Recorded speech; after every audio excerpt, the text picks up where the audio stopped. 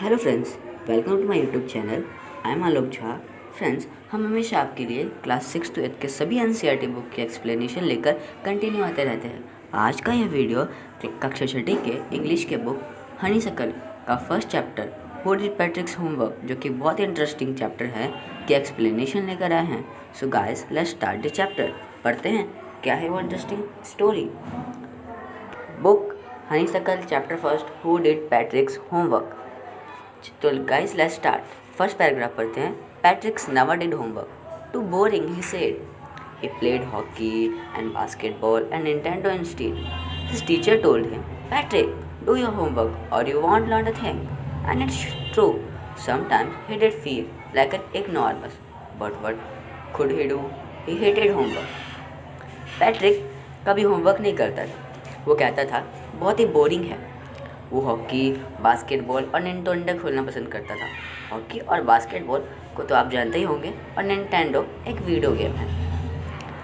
उनके टीचर हमेशा उसको कहते रहते थे, पैट्रिक अपना होमवर्क करो वरना तुम कुछ भी नहीं सीख पाओगे। और ये सच भी है। पैट्रिक को कभी कभी खुद भी लगता था कि वो एक बहुत ही ख़राब मूर्ख सा लड़का है, उसे उसके इंटरेस्ट पढ़ाई में नहीं है, जो आगे जाके उसको बहुत ही दिक्कत दे सकता है। लेकिन वो क्या कर सकता था, क्योंकि वो होमवर्क को बहुत हेट करता था। वो होमवर्क नहीं करना चाहता। चलो आगे पढ़ते हैं क्या है हुआ इस पैट्रिक के साथ। Then one day he found his cat playing with a little doll and he grabbed it away. To his surprise it was not a doll at all, but a man of the tiny size. He had a little wool shirt with old-fashioned breeches and a high tall hat, much like a wrist. He yelled, "Save me! Don't give me back to that cat. I will grant you a wish. I promise you that." तो चले हिंदी पढ़ते। तब एक दिन उसने देखा कि उसकी जो कैट थी वो एक लिटिल डॉल के साथ खेल रही थी। तब उसने क्या किया कि अपने कैट के साथ मजाक करने के लिए उससे वो डॉल छीन कर दूर लेके चला गया। लेकिन वो सरप्राइज़ तब हुआ जब उसने उस डॉल को देखा। लेकिन वो कोई एक डॉल नहीं, but a man of tiny size. लेकिन एक आदमी था बहुत ही छोटे साइज का। जैसे हम लोग कोई स्टोरी पढ़ते हैं, कॉमिक वगैरह पढ़ते हैं जो छोटे छोटे टाइनी साइज के ना, वो इस तरह के इंसान जो कि पहले ज़माने में होते थे, वो इंसान दिखा इसको। वो कोई डॉल नहीं था। He had a little wool shirt, और उस आदमी ने एक छोटा सा वुल यानी कि ऊन का शर्ट पहना हुआ था। पुराना फैशन वाला शर्ट था उसका, और वो बहुत बड़ा बड़ा था। बहुत बड़ा सा हैट पहन रखा था उसके सर पे। वो चिल्लाया, सेव मी, बचाओ मुझे उस कैट को दोबारा मत दो। वो कैट मुझे बहुत परेशान करती है। इसके बदले मैं तुम्हें एक विश दूंगा। मैं ये प्रॉमिस करता हूँ तुमसे, मैं तुम्हें विश जरूर दूंगा। तो क्या पैट्रिक ने क्या विश मांगा, पढ़ते हैं आगे। Patrick could not believe how lucky he was. Here was the answer to all of his problems. So he said, only if you do all my homeworks till the end of the semester. That's 35 days. If you do a good enough job, I could even get as. Patrick को खुद पर भरोसा believe नहीं हुआ कि वो कितना lucky है कि उसको विश देने वाला इंसान खुद उसके पास आया। Here the answer to all of his question. यहीं पे उसके सभी क्वेश्चंस का आंसर था। जैसे उसको टीचर्स उसको हमेशा दंड देते रहते थे, हमेशा उसको कहते रहते थे कि पैट्रिक अपना होमवर्क करो, और वो प्रॉब्लम्स में था, इसीलिए उसके सभी प्रॉब्लम का आंसर ये था। तब उसने कहा उस डॉल से, उस छोटे से टाइनी साइज के एल्फ से कहा कि मैं तब तुम्हें तभी उस कैट को नहीं दूंगा जब तुम मेरा सारा होमवर्क करोगे इस सेमेस्टर के अंत तक, जो कि 35 दिन बचे हैं सेमेस्टर में। याद रख लो, पूरे दिन तुम्हें मेरा होमवर्क करना पड़ेगा, वरना मैं तुम्हें इस कैट को वापस दे दूंगा। If you do a good job enough, अगर तुम एक अच्छी तरीके से मेरा काम करोगे तो मैं तुम्हारे साथ ऐसा ही करूँगा जैसे तुम सोचते हो। चौथा पैराग्राफ पढ़ते हैं। The little man faces wrinkled like a dishcloth thrown in a hamper. यह सुनकर उस छोटे आदमी की शक्ल ना एक पोछे की तरह हो गई थी, जिसको यूज़ करने के बाद हम कहीं भी उठा के फेंक देते हैं। उसका फेस उस टाइम तो देखने लायक होगा ना भाइयों। He kicked his leg and doubled his fist. He grieved and scoffed and pursed his lips. उसने उसके पैर को लात मारा और उसके मुट्ठी को खोला। वो कुछ फुसफुसाया, चिल्लाया और अपने मुंह से कुछ बोला। ओह am I cursed? उसने कहा, क्या मैं श्रापित हूँ? मैं जहाँ भी जाता हूँ पहले उस बिल्ली ने, और ये 35 दिन का इसका सेमेस्टर होमवर्क करना पड़ेगा। ये किसने कहा? उस छोटे से टाइनी साइज के मैंने कहा, but I will do it, लेकिन मैं करूँगा क्योंकि मेरी मजबूरी है। चलो आगे पढ़ते हैं। 5वां, and true to his words that little elf began to do Patrick's homework. Except there was one glitch. The elf did not always know how to do and he needed help. Help me, he did say, and Patrick would have to help in whatever way. और अपने जैसे उसने अपने word कहा था उसी तरीके से उस छोटे से एल्व ने पैट्रिक की होमवर्क शुरू कर दी।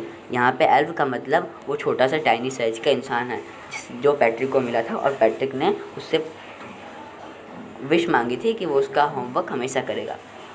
तो उस आदमी ने उसका होमवर्क करना शुरू कर दिया। लेकिन वहाँ पे एक प्रॉब्लम थी, वो सही तरीके से काम नहीं कर पा रहा था। उसकी वो कभी कभी उसको पता ही नहीं चलता था कि उस कि पैट्रिक होमवर्क में करना क्या है, इसलिए वो चिल्लाता रहता था हेल्प मी, हमेशा वो चिल्लाता रहता था हेल्प मी, मेरी हेल्प करो। और पैट्रिक को उसकी हेल्प किसी भी तरीके से करनी ही पड़ती थी। I don't know this word elf squeaked while reading Patrick's homework. Get me a dictionary. No, what's ever better? Look up the words and sound it by each letter. अब वो कहता है कि मैं इन वर्ड्स को समझ नहीं पा रहा हूँ। जब वो पैट्रिक का होमवर्क करता रहता है तो वो पैट्रिक कहता है मैं इन वर्ड्स को, न्यू वर्ड्स को समझ नहीं पा रहा हूँ, मुझे एक डिक्शनरी ला के दो। फिर वो खुद ही कहता है नहीं, इससे अच्छा क्या हो सकता है।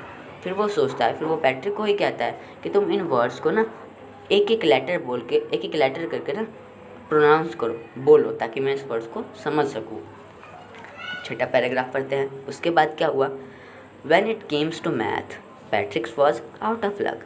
What are the timetables? The elf sighed.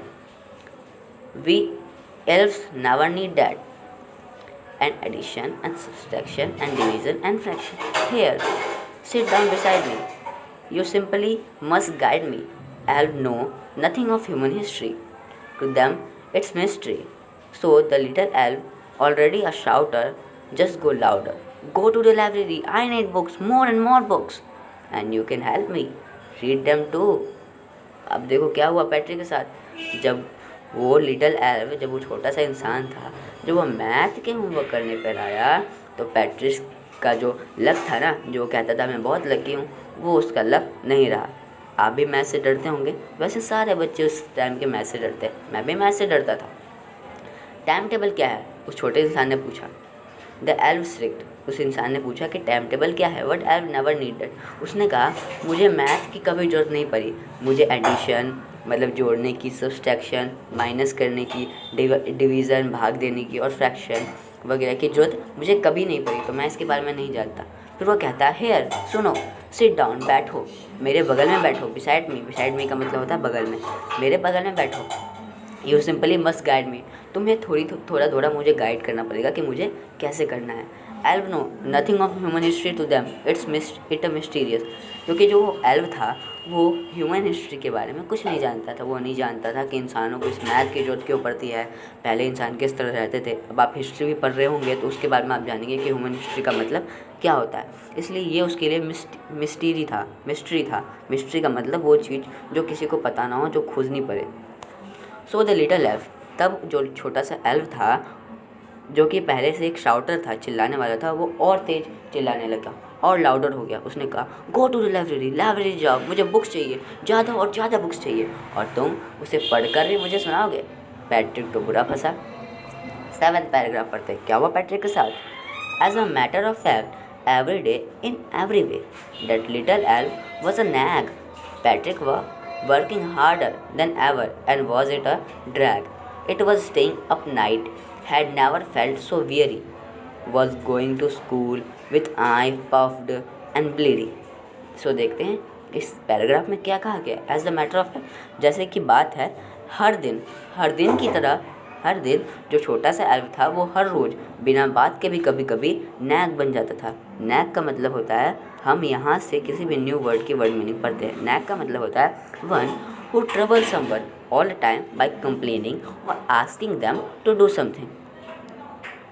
इसका मतलब नैग वो इंसान है जो हमेशा किसी न किसी को परेशान करता रहता है, उसको कंप्लेन करके और उसको कुछ पूछ के इंसान को परेशान करता है। तो वो जो छोटा सा एल्व था, वो छोटा सा आदमी था छोटी साइज का, वो भी एक नैग था जो कि हमेशा किसी न किसी वजह से उसको यानी कि पैट्रिक को परेशान करता रहता था। Patrick was working harder than ever and was it a good drag. Patrick पहले से ज़्यादा मेहनत करने लग गया था और ये उसके लिए बहुत अच्छी बात थी। तो बस स्टेइंग अप नाइट, वो रातों को जागता था। Had never felt so weary, कभी उसे थकान नहीं महसूस होती थी क्योंकि उसे मेहनत करनी थी। वॉज गोइंग टू स्कूल भी जाता था उस विथ हिज पफ्ड आइज़, अपने फूले हुए आँख के साथ, और आँख से कुछ दिखाई नहीं देता था उसके क्योंकि वो रातों रात तक जागता था। और ऐसे आँख लेके वो स्कूल जाने लग गया था, वो मेहनत करना उसने शुरू कर दिया था। 8th पैराग्राफ पढ़ते हैं, आगे क्या हुआ।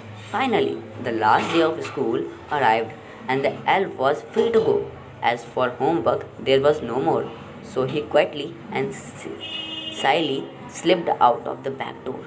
फाइनली, जब आखिरकार लास्ट दिन आया स्कूल का और एल्फ फ्री होने वाला था, छूटने वाला था अपनी जेल से, जाने वाला था वो यहाँ से। एज फॉर होमवर्क के इस बहुत बड़े काम से उसे छुटकारा मिलने वाला था। देयर वॉज नो मोर, उसने कहा अब कुछ आगे नहीं, अब मैं चला जाऊँगा, अब आज लास्ट दिन है।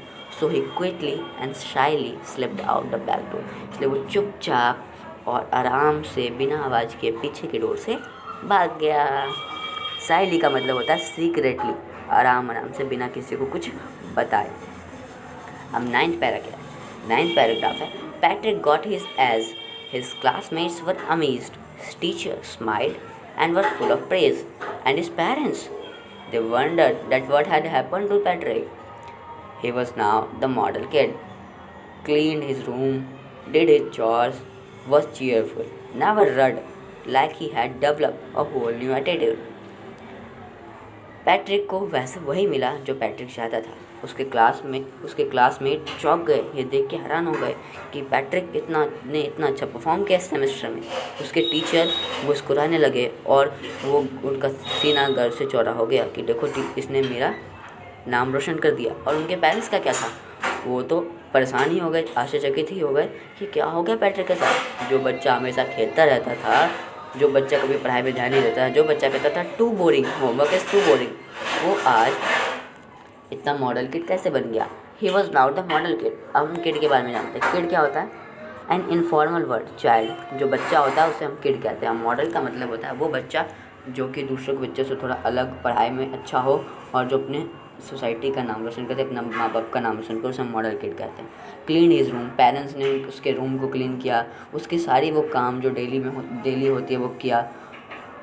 और पहले वो लोग ऐसा नहीं करते थे और आज उनको ऐसा करने, पहले वो लोग नहीं करते थे क्योंकि पैट्रिक उनकी बात नहीं मानता था, और आज उन्होंने खुशी से चीयरफुल से वो काम किया, उन्हें बुरा नहीं लगा क्योंकि like he had develop a whole new attitude, क्योंकि उसने एक अलग ही एटीट्यूड डेवलप कर लिया था अपने लिए। You see in the end, तुम देखो आखिरी में Patrick still thought he had made this tiny man to do all his homework. Patrick सोचता है कि जो छोटा सा आदमी था ना उसी ने उसका सारा काम किया। But I will share secret, लेकिन मैं तुम्हें एक सीक्रेट बताता हूँ, just between you and me, it was not the elf, Patrick had done it self, कि ये एक सीक्रेट है हम दोनों के बीच में, सिर्फ तुम्हारे और मेरे बीच में।